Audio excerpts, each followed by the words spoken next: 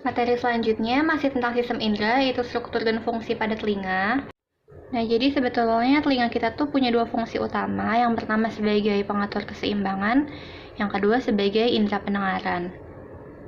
Lalu untuk struktur telinga dibagi jadi 3 bagian utama. Perhatikan gambarnya ya, ada telinga bagian luar, tengah, dan telinga bagian dalam.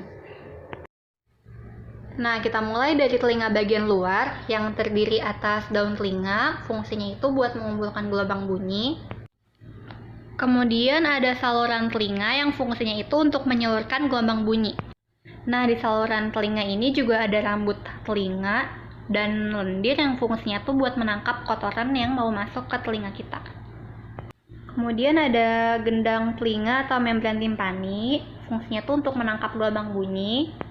Membran timpani ini juga sebagai pembatas antara telinga bagian luar dan telinga bagian tengah. Sekarang kita masuk ke telinga bagian tengah.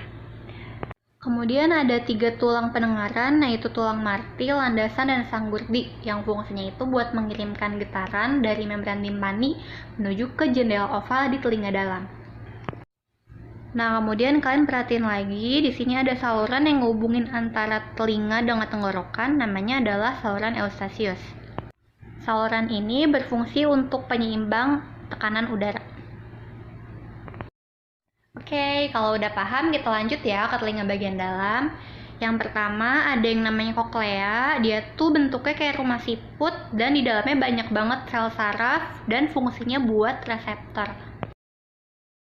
Lalu ada juga yang namanya organ korti yang fungsinya itu sebagai pengubah getaran suara menjadi impuls.